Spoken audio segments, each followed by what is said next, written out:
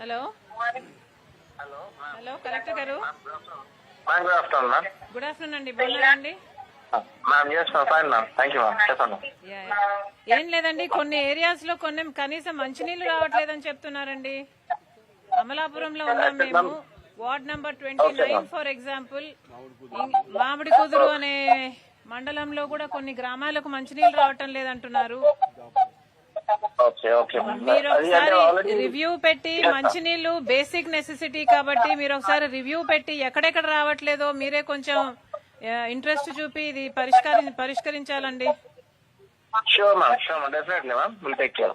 Yeah, because I've spoken to the officers right now. They've assured me that they'll do something. But just in case, they are not the only areas. Probably there are other areas that are not getting drinking water. Yes. మీరు ఒకసారి review తీసుకుంటే అందరితో you will be covering a wider area. Sure, ma'am. We'll take care, ma'am. Already 2 weeks back we had a review, ma'am. There are some already half JJM lo projects half finished off chesina unnai, ma'am. I think by March ending that will be done. So most probably all these areas will be covered by March ending, ma'am. Yes, Okay, okay. Because ఇప్పుడు నేను చెప్తున్నది current situation. Yes, ma'am. Yes, ma'am. Some notice on that. Okay. Okay అండి, thank you అండి, thank you. అమ్మా, collector గారితో కూడా మాట్లాడాము, పరిష్కరిస్తామని చెప్పారు, అయిపోతుందని అనుకుంటున్నాము.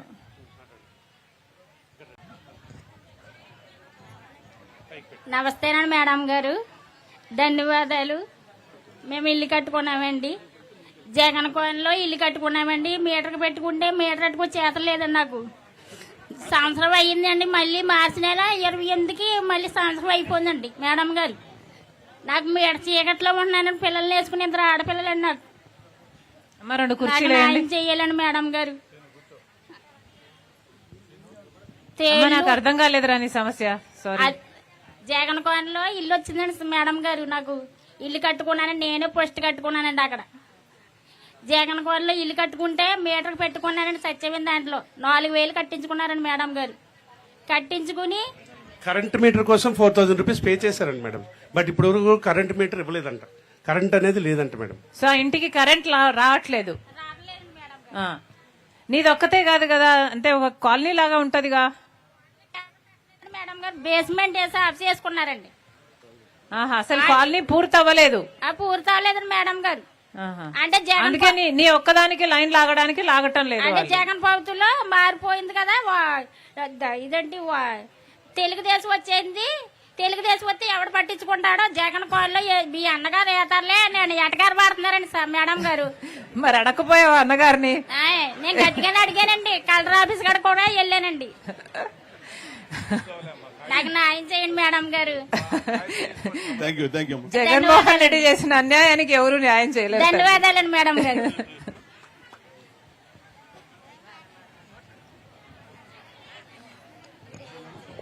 అయిపోయిందా అమ్మా? ఇంకెవరైనా ఉన్నాయా సమస్యలు? నువ్వా?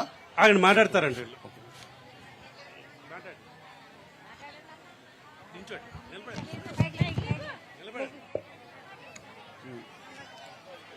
అంబాజీపేట నుంచి మాట్లాడుతున్నానండి మేడం గారండి. వందనాలండి. మాకు డ్రైనేజీ లేదండి. పంచాయతీ పని చేస్తున్నాం కానీ ఇప్పుడు ఇంకా పని చెప్పలేదండి. మాకు 3 నెలలు అవుతుందండి, పని చెప్పట్లేదండి. సరే, మీ మోహన్ రావు వస్తారు, చెప్తారు. మోహన్ రావు వస్తారు. ఉపాధి హామీ కూలీలు, ఉపాధి హామీ పనుల్లో మనకి మీకు ప్రాబ్లమ్స్ ఉంటే చెప్పండి. అప్పుడే 3 నెలలు ఉపాధి హామీ పని ఇవ్వటం లేదు మీ దగ్గర. 3 నెలలు అవుతుందండి, ఇంకా పని చెప్పలేదండి. మాకు ఫిబ్రవరిలో మొదలు పెట్టి ఇవ్వరండి, ఇప్పుడు దాకా పని చెప్పలేదండి. డ్రైనేజీ కూడా లేదండి, వాటర్ ప్రాబ్లం కూడా ఉందండి. కుళాయిలు వేసారు కానీ నీళ్లు రావట్లేదండి. ఉపాధి హామీ బిల్లులకి చంద్రబాబు గారు డబ్బులు ఇవ్వలేదమ్మా, అందుకని కొత్త పనులు మొదలు పెట్టట్లేదు. రామచంద్రపురం కోఆర్డినేటర్ అమ్మా, అంతేనమ్మా. ఇంకెవరైనా మాట్లాడతారా? నమస్తే మేడం, నేను కొత్తపేట కాన్స్టిట్యున్సీ మాట్లాడుతున్నాను. ఆత్రేయపురం మండలం అది. నేను ఆత్రేయపురం మండలం ప్రెసిడెంట్ గా ఉన్నాను. ప్రజెంట్ ఏంటంటే వికలాంగులకి మన ఇంటికి వచ్చి రేషన్ ఇవ్వాలండి. అది రేషన్ అన్నదే ఇవ్వట్లేదు. అది ఆ సమస్య నా దగ్గర తీసుకొచ్చారు కొన్ని గ్రామాల్లో. అది న్యాయం చేయాలని చూస్తున్నాం. మనం కలుద్దాం, కలెక్టర్ గారు కలుద్దాం ఒకసారి. గవర్నర్